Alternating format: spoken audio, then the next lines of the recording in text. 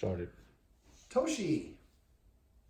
This is Toshi, who is a very handsome fella, but he's very anxious and trepidatious. Toshi. So one of the things I'm going to start off with, one of the things I would recommend the guardians do is if you watch him, so I reach towards him, and now I've done it enough and I have the smell, but when I reach towards him, what is he doing? He's leaning back or he's turning his head away. That's the dog's way of saying, I don't want you to pet me. And what we think as humans is, well, my pet is a positive thing, so it's okay to touch you. And we don't realize that turning the head or backing up is a way of saying no, but that's what it is. So instead, when the dog, when you have people that say, can I pet him? Say, yes, but he's a rescue dog. And he has a way of saying he doesn't like being petted. If he does that, you can't pet him. How did you teach your dog that? Well, we're observant, or you say, I heard this guy from Doggone Problems. But so what is it? Well, if he turns his head or backs up, that's his way of saying, I prefer you don't pet me. Wow, that's cool you're talking about that. And he turns it, and they will be happy not petting your dog because you taught them a little something and they're aware of it. But if you think about it, if you don't want somebody to touch you, you think they're creepy, and every time they touch you you're going to think they're more creepy. So the more that people listen to us, the more confident we have in them, and the more we want to be around them. Same sort of thing for dogs. A lot of dogs actually one day have a crappy day and they snap at someone, and the person backs up, and the dog's like, so this is how I get people to back up, is I act aggressive, which is probably what he's doing with other dogs that he meets on walks.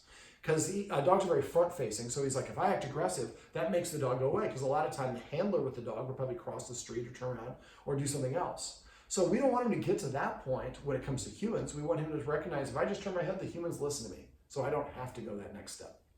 Okay, the first thing I usually talk to my clients about is exercise. The guardians are doing a pretty good job of exercising, but there are a couple other things they can do. Google scent games. There's a lot of different versions of scent games that you can do. And you don't have to take notes for this because you can watch this. We have some educators here which is awesome.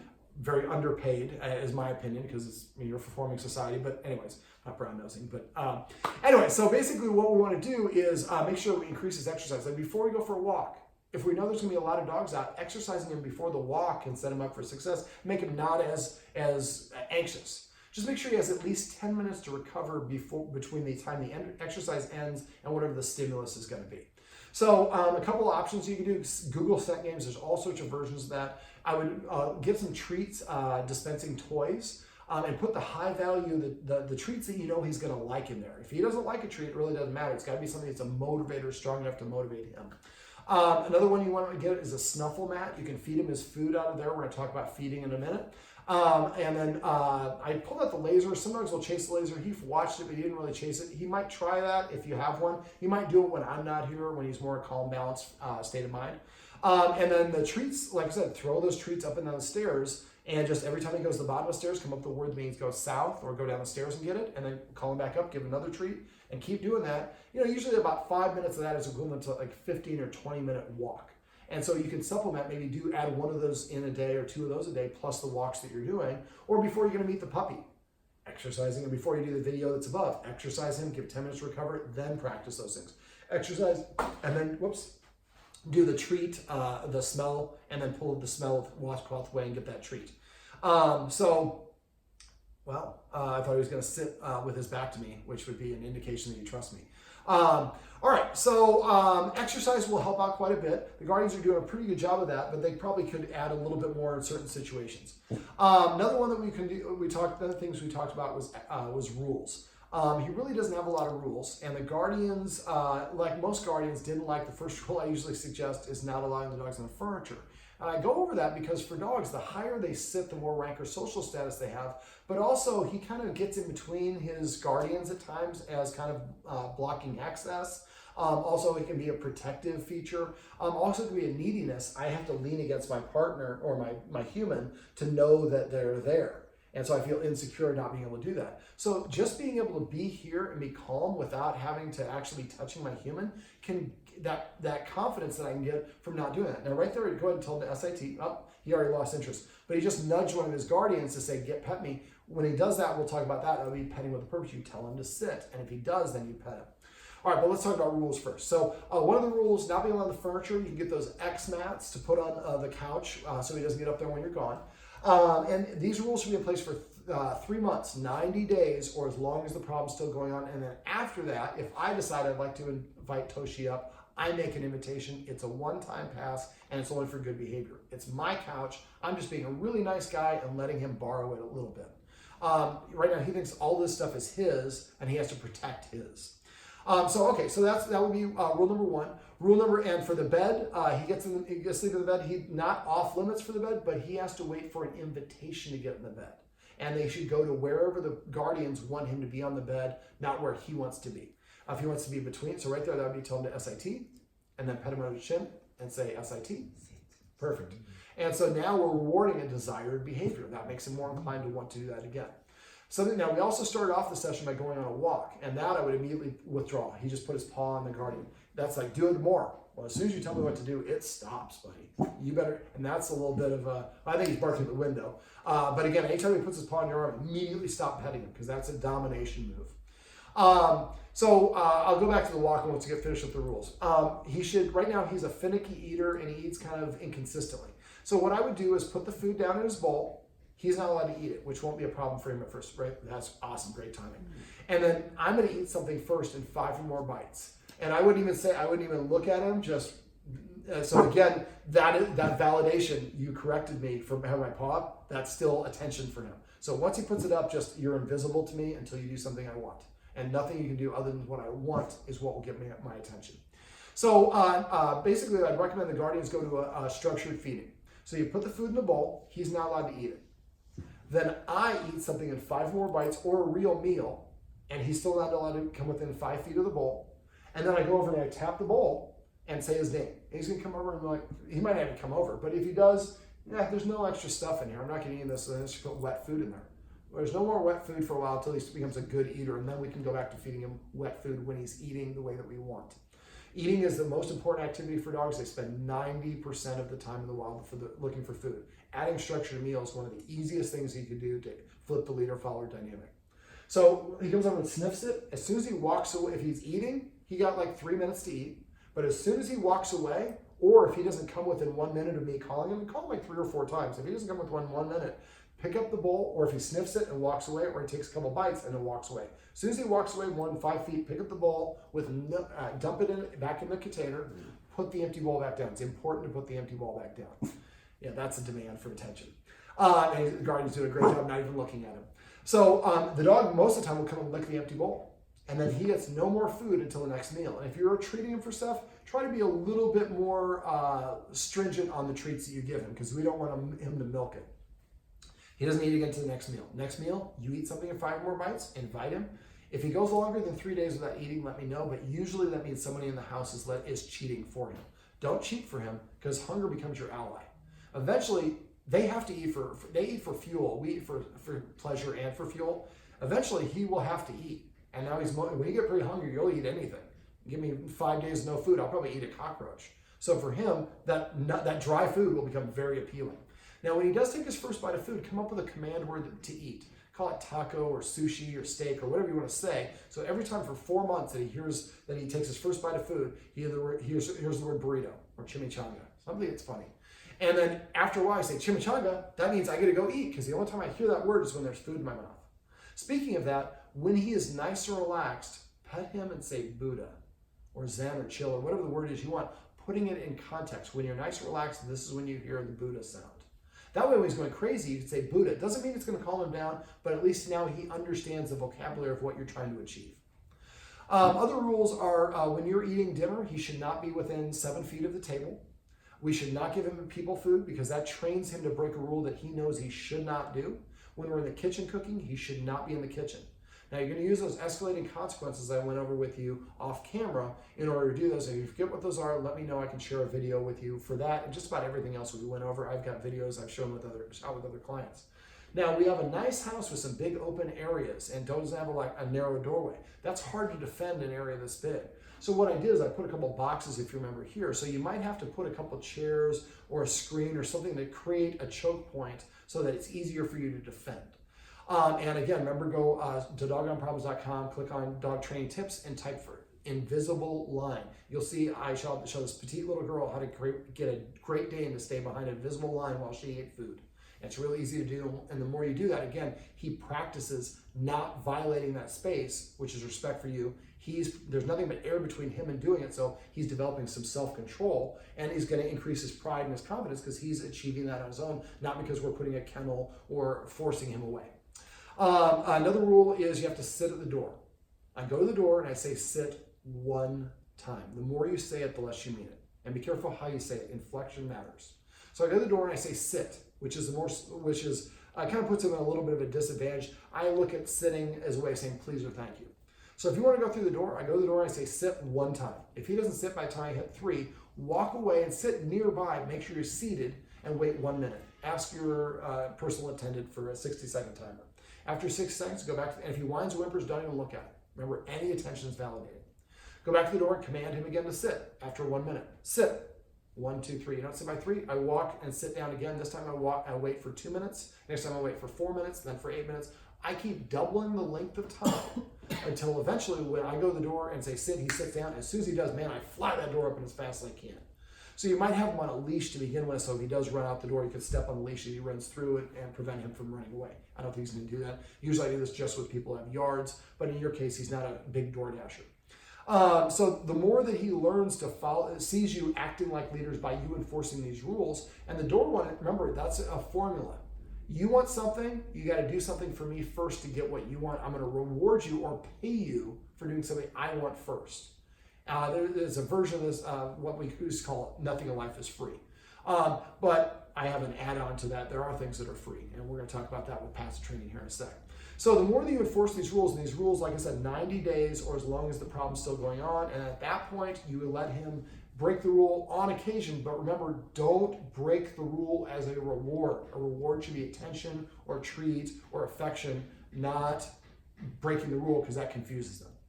Okay, let me see. We also talked about petting with a purpose and passive training. Petting with a purpose is if the dog nudges me, which he does, and I pet him, he's telling me what to do. When I pet him, I'm saying, yes, you are the boss of me.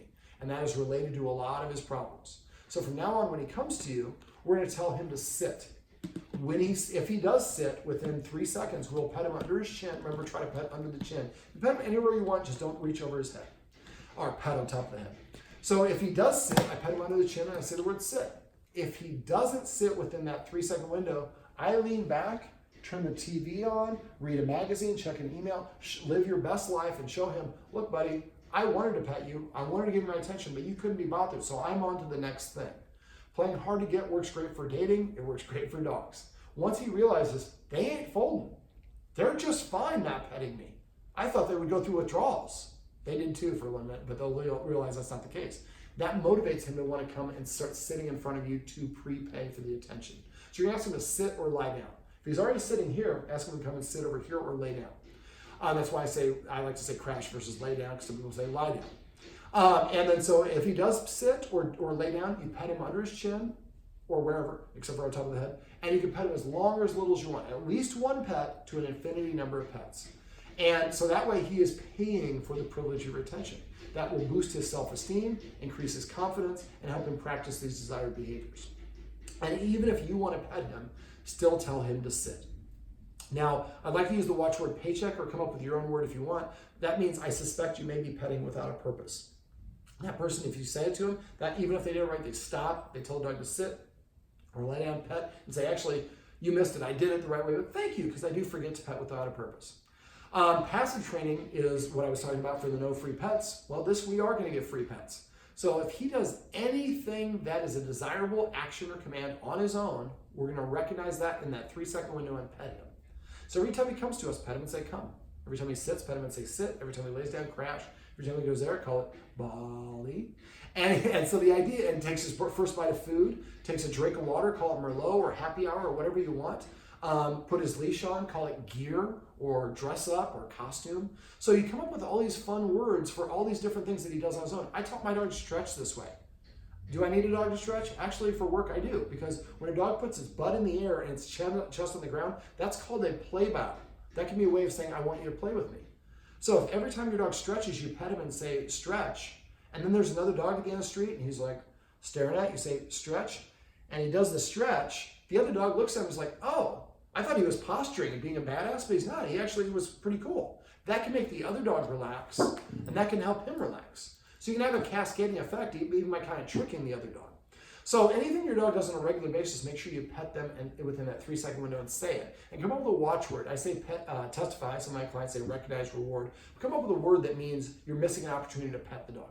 It'll take you guys 3 months to get in a habit of petting with a purpose or passive training. But when you do, every time you pet your dog, it becomes that micro dog training session that happens without even being aware of it. Other watchwords I like to use are vocabulary. If you're using a different version of the word, I like the guardians to make a list of the official command words. And then write down, is it come or is it here? Or is it come here? Or come here? There's nothing wrong with any of those. We just always want to use the same word to accelerate their learning. And if we pet them and say just the command word, when they do it, they can learn up to 83% faster. So not good sit, just sit. For potty, when he goes outside and he starts to pee or poop, say Putin, or whatever the word is you want to use, in a normal tone of voice. When he gets done, crouch down like a catcher, like in a baseball. And then when he comes to you, give him the treat, and when the treat goes on his mouth, say the word Putin a second time. And if you want to change a command word, let's say I want to change sit to yoga. So I would say sit because he knows the command. When he sits, I give him the treat, and I would say yoga. So if you want to change the command, you say it on the reward stage. But remember, always the treat in the mouth first, command word after. A little tip that I use is for a lot of dogs, they will lick. Make sure your fingers feel a little wetness before you say the command word. That just brightens, makes them look at it a little bit more, a little brighter. Now, he's doing some growling and stuff here. There's construction stuff that's going on. But again, he thinks he's in charge of the world because we don't have a lot of rules and structure. So now we start petting him, rewarding him for the desired behavior. But right now, when he does this, I'm guessing the guardians probably tell him to quiet at times when it's a nuisance. I'm on a phone call. Well, for dogs, good attention, bad attention, pretty much the same thing. So that trains him that barking gets the humans to bark too. So, and remember that other little trick. I'm not going to do it here, but every once in a while, reach back and knock on the wall when there's nobody at the door, there's nobody on the street, and you're not getting up. We desensitize him. So that way he's like, man, I ran there, but nobody came in. And after enough of that, he won't do that. I have a lot of people that do this with a doorbell. They train the dog to go to the dog bed. And so basically to do that, you just basically throw a treat on the dog bed, and as soon as he looks it up, somebody rings the doorbell. And so you have somebody on the phone to tell him. And then he probably runs to the door. Nobody says anything. And we wait for him to settle down and throw it again. And after you do it about 5 or 6 times, he just kind of stays here and looks at the doorbell, but he's like here. Then I throw one on there. When he licks it up, then I ring the doorbell. After a while, doorbell rings mean if I go here, I get a treat. So instead of rushing to the door and acting like a badass guard dog, now run away and sit down, and everybody thinks I'm cute. Okay, we also talked about, let me see, we went over the video above, click for looks and how to use a clicker. You can use this clicker for anything. Now to do the clicker, remember you're going to prime the clicker. So it means you're going to get 10 treats, throw a treat down, when he licks it up, click. Throw another one, click. And you could throw 5 at once and go click, click, click, click, click, but I try to keep them separated for most of it. You want to do that about 6 times, 10 treats, 6 different occasions. Also a little tip when it comes to dogs, they do not generalize well. If you're practicing stay right here and only here, you won't be able to do it right there. So practice things all over your house and try to practice when there are not a lot of distractions going on at first. We're going to make it as easy as possible, then gradually add in the distractions until we work our way back to the real world situation. Now, on walks, he marks, which is related to his issue. So what I would do, and off camera, I'm going to show the garden how to use a martingale collar and what I call the special twist of the leash. So basically, I have 5 rules for a structured walk. I'm not going to go through them all here. I want to have you guys Google that, or not Google that, go to my website, type in structured walk and videos of me doing this with other clients, and I'll go through it all in detail. This is just getting to be a very long video. But basically, I'll give it to them real quick. Stay in your position, right side or left side, not in front of you. Rule number 2, keep your arm nice and relaxed. Rule number 3, no stopping and sniffing. Now, the dog can sniff, it just can't, if it stops to sniff and you stop, he's going to sniff more. So what I do is once a block, I find an area where I want him to sniff. I undo the extra twist of the leash and I say free. And he has 60 seconds to roll around, sniff. He can pee, I guess, there if he wants to, but only in places I'm telling him. Then after 1 minute, we put it back, the twist of the leash back on, and we walk the next block. And then I decide again when he gets to sniff. The dog's nose controls 60% of their brain, and they can't multitask. So if you're letting him sniff everywhere, he's going to be all over the place. Additionally, but to say he can't sniff would be cruel. So the other ones are, marking. every time that he pees a little bit on vertical surfaces, he's claiming territory. And this is related to a lot of the problems that he has. So from now on, you pee at the beginning of the walk, at the end of the walk. I guess you can pee on a free period, but I would even try to curtail that a little bit. Try to find a free area that doesn't have anything vertical in it, so he doesn't have anything to pee on. Otherwise, he's just asserting himself, and it's confusing him as to why he's barking at all stuff outside your house. And basically watch that rule on structured walk, because that will help. And every once in a while, you can go for regular walking and sniff around and do all this stuff, but I would try to get past all this stuff first, because he has a lot of cortisol in his blood, and I think his twitching, his jumpiness is a result of all of these things. So the more that the guardians exercise him, assume the role of a leader by enforcing rules, reward desired behaviors, motivate him to do things we want through petting with a purpose, and not giving in, he's going to learn that humans have changed. Dogs are very present. We are horrible. We either live in the past. I was great in high school, or I'll be happy when I get the raise, or when I lose the wage, or when this happens. Dogs are very present. So once he gets this stuff, he's going to be on top of it right away. And he'll get it faster than you guys will. Now, if you have any questions of anything else that we didn't cover, I'm hopeful that in a month he's less reactive and he's good with the puppy and all that stuff. But in a couple weeks, if you're seeing a difference inside, but it's not translating to outside, let me know. We can set up a session where we work specifically with dogs. But I try to do this first session inside, because there's so many things that humans do that contribute to the question. So if you have any questions on it, please text me. If I don't hear from you, I assume that means everything's going great. I want you to text me. I don't call, I don't charge for that. I want you to let me know. And everybody's a dog behavior expert. So you'll have somebody tell you, oh, you should do this. You should use a pawn color, whatever it is. If you don't know, ask me and I will give you the straight poop. Pun intended. All right, Toshi. And a little thing I'm trying to do is I'm trying to get him to come to me to get it. A lot of times, one of the guardians actually did. He wanted to go give it to him. So what I want him to do is practice coming towards me. So I'm making this available, but if I just keep on moving it closer and closer and closer to him, he's going to do it on his own. So what I'm doing is just making it available. He knows how to take it. I thought that first bark was like, this is BS, man. You put that in my mouth. Yeah, it's outside noise. So if you do have a guest that he doesn't like, or he's standoffish, show me you have a treat. Well, that didn't work the way I wanted to, but he was pretty close. So let's say he's across the room. What I would do is toss the treat close to the human, so he has to practice approaching the human, and then he gets it, and something positive happens, then he gets to move away. So let's say he's 10 feet away, I throw it at 5 feet, halfway distance. If he won't come to get that one, and I would give him like a good minute or two before I did it, then I would throw one to 7 feet. So a little bit in between the dog and the treat. All we want to do, if all he does is lean towards the human to get the treat and walk away, that's progress. Eventually you get 1 step, 2 step, 3 steps. Eventually he's coming up and he's nudging the human. Hey, give me some more of those treats. I would definitely get some of the treats that that I mentioned for you. But stop doctoring his food. He eats when you give him permission to eat, and he eats the dry food, and don't start adding wet food or canned food in until he's starting to do that, because for the snuffle mat, you're going to need him to be on dry food. And most dogs, dry food is great. But if you give him the option of like a hot dog, or if I hold out a little bit, I get filet mignon, I'm going to hold out every day until I get that filet mignon. But if there's no filet mignon coming, that hot dog's going to look pretty damn tasty. So it's the guardians, I'm laughing because they're doing it a little bit behind the camera, but there's going to be a little bit of give and take, and you're going to find yourself making mistakes. That's okay. That's normal. Just catch yourself. Do it the way that we talked about. And if you have any questions on that stuff, let me know. Well, this is Toshi. I'm David, and this is Toshi's Roadmap to Success. Remember, everything you do trains your dog. Only sometimes you mean it.